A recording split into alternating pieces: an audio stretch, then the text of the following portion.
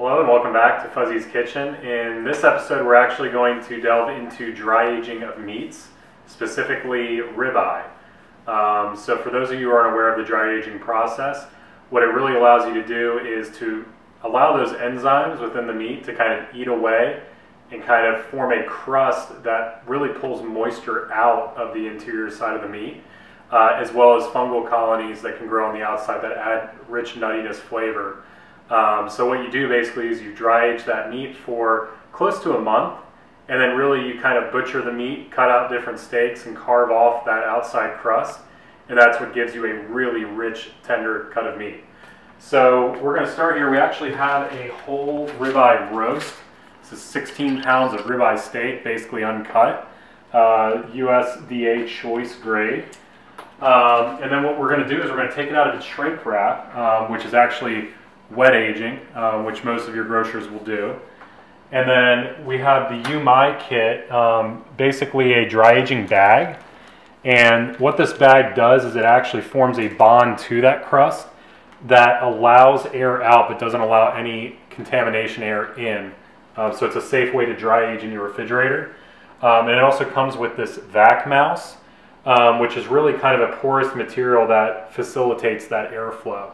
And then lastly, we're going to leverage a FoodSaver that I have. It's a Game Saver Deluxe Plus. You can really use a lot of the vacuum sealers that are on the market with these UMAi Dry Age bags. And we're going to be using the moist feature to first form a seal, and then we're going to do the vacuum and seal. And then once we do that, we're going to set it aside in the refrigerator for about 28 days until we start butchering it. And that's when we'll check back in after that. But we're going to get started by doing the actual vacuum sealing process. Okay, so basically we just took it out of its vacuum seal and we put it in the UMAi Dry Age bag. So what we're going to do next is we're actually going to fold down, or we're just going to do a diagonal seal to really limit this down to about this much space. And then we're going to add in that vac mouse to do the final seal. So we will check back in right as we start the sealing process. All right, so now that we're about to seal, you'll see that I have a diagonal seal kind of set up here. Just make sure it's tight. Now what you want to make sure is that this vac mouse will still fit on the edge. If it doesn't quite cut it, you can always trim it down with scissors. But we feel pretty good about this seal. So what we're going to do is we're going to close this corner and we're going to lock our latch, and then we're going to do basically a moist, and we're going to do a seal only. And then we're going to basically wait for that indicator light to come back off, and that'll give us our initial seal to kind of pare down the sealing.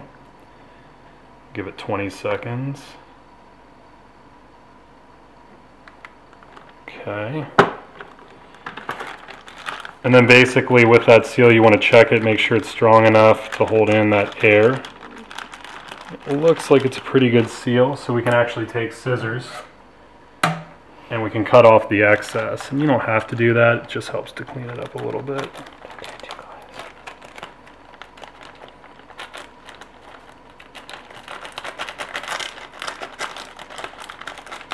It's kind of hard to cut it first because it's hot plastic.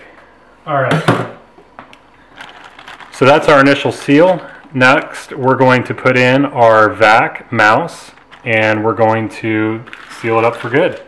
Okay, so now that we have the diagonal seal, we're actually adding in our vac mouse in the space that's provided, and you basically want the sealing to go over that mouse strip. So we're basically going to go ahead and set this up and lock it in.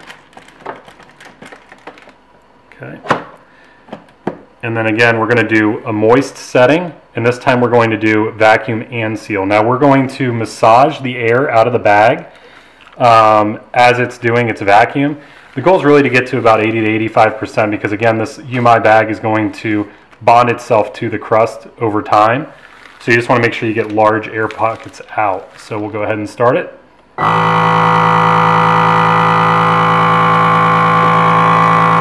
just basically want to kind of massage from the back forward.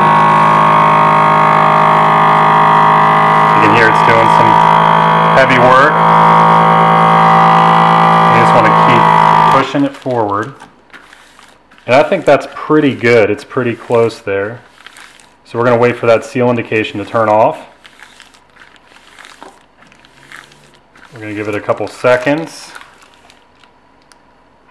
Okay, unlatch it, pull it forward, and then basically what you have here is a pretty good seal on the edges. So we're going to be able to put this in the refrigerator, and we're going to age it for about 28 days.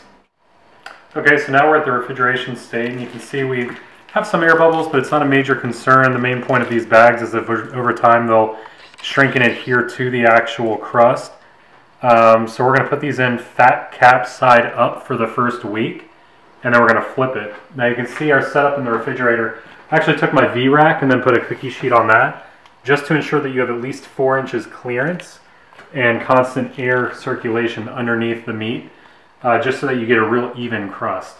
So we're going to put this in, and we'll check back in about 28 days, but I'll provide picture updates as it continues to age. Just set it in, like so.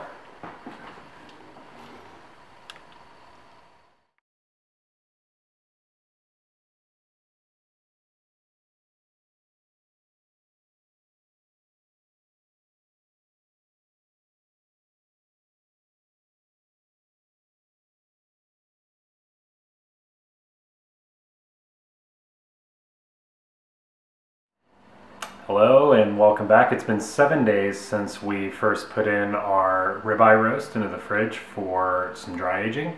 So the first 7 days really are spent with the fat cap up, and then you're really waiting to see if that bag bonds with the outside of the fat back, and you just want to flip it over, and then it'll spend the next about 3 weeks on its other side bonding into dry aging to be really kind of a dark brownish black crust.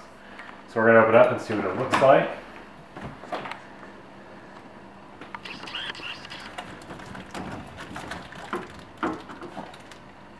And you can see it's already starting to deteriorate a little bit. You see kind of a lot of this white kind of crust forming, a lot of dark spots. It's really hard as a rock already on this side. You can see the bag is kind of bonded. Mostly, there's a few air bubbles in here, and that's okay. You're really just looking for about 80 to 85% coverage. So we're going to turn it over. You can see it's already kind of getting dark on this side too, but it hasn't bonded as well simply because the gravity's been allowing those bubbles to kind of fall down. So we're going to put this back in, and then we're going to pull it back out and butcher it in about 3 weeks. So we'll pop it back in here, just like so. And we'll check back in shortly.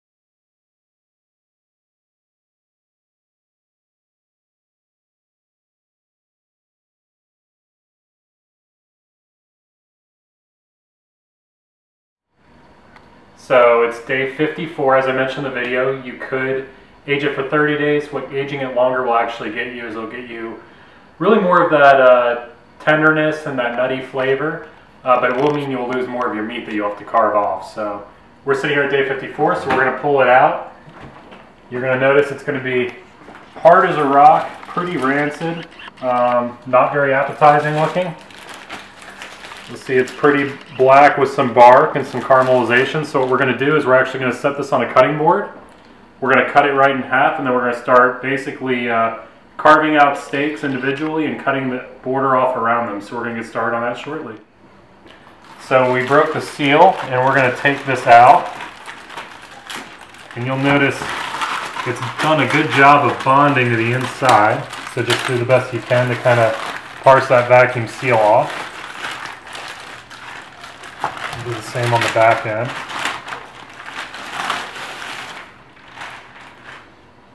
It has a strong smell to it, so what we're going to do, as I mentioned, I'm just going to cut it right down the middle.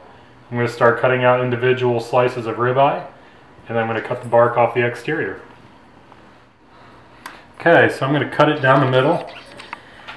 It's very firm on the outside, but once you kind of start cutting in the middle, it kind of eases up where it's not decayed. So you're just going to kind of come in and really just kind of work this knife right down the middle.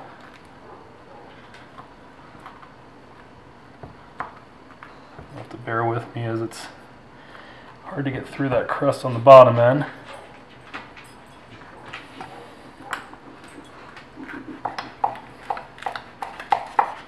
And there we go. So you'll see this is the target meat in the middle. It's super, super soft, super tender. So what we're going to do is after we carve all these off, we're really just going to start taking this decay layer. You'll see it's where it starts getting real hard on the outside right here. It's kind of a crust. So just to be safe, we're going to cut probably about a good 1/4 inch to a 1/2 inch out around. And just kind of get a real small kind of, almost like a fillet cut out of this ribeye. So I'm going to go ahead and butcher all these, and we'll show you the end result of that.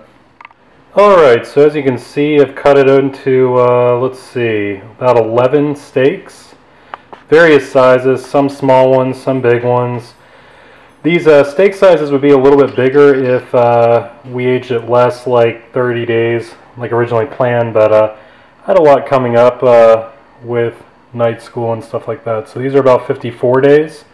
It means the flavor is going to be that much richer, but I did have to discard more meat. So anyway, I'm going to pick out a nice big juicy one, probably this guy right here, and I will just simply salt and pepper it, get the grill up as hot as I can, and really just kind of sear the outsides at about 2 to 4 minutes per side, really to kind of go Pittsburgh style and get a nice medium rare center. So I'm going to salt and pepper this and let it sit, and then we'll prep the grill shortly. So another advantage of having a FoodSaver Plus is being able to store all the leftover steaks that I just carved. So you'll see this made about 5 packets of 2 steaks, so we'll be able to enjoy these for the next several months. Alright, as far as food prep goes, it doesn't get much easier than this. We are just going to salt and pepper top and bottom generously.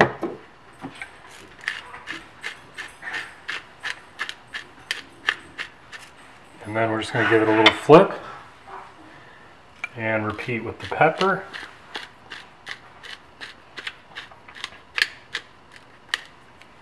And the salt.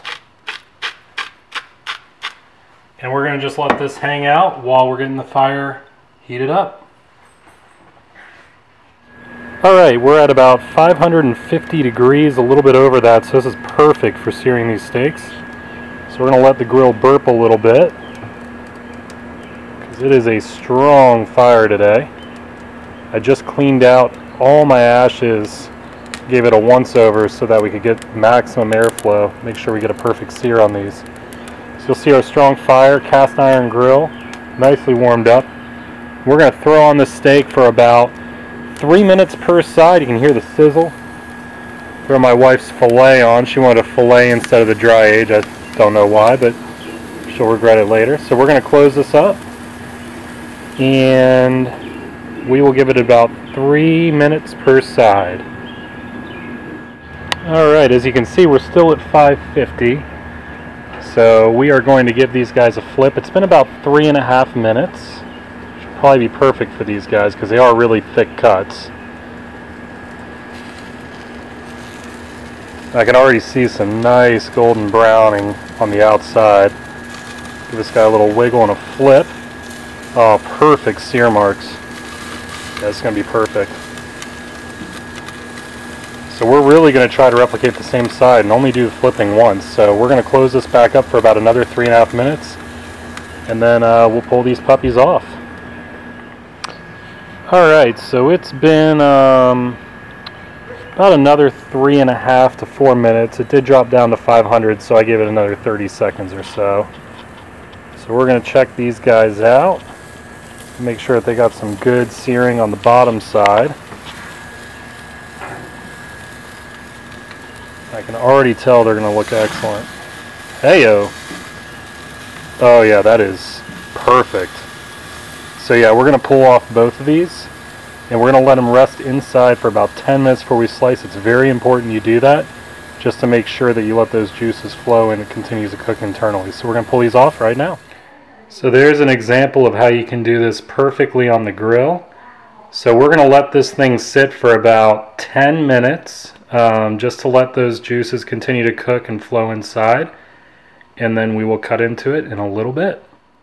Alright, so it's been resting for about 10 minutes, so we're going to slice into this guy right here. Oh yeah, it felt like I was cutting into butter. So you can see it's kind of red in the middle. As I cut deeper, it'll be even redder. It's going to be probably medium rare in the middle. Take a bite of it. Mmm. Delicious. Definitely a lot of the nuttiness coming through. Super tender and moist. Definitely can taste that it was dry. It's delicious. Well, enjoy.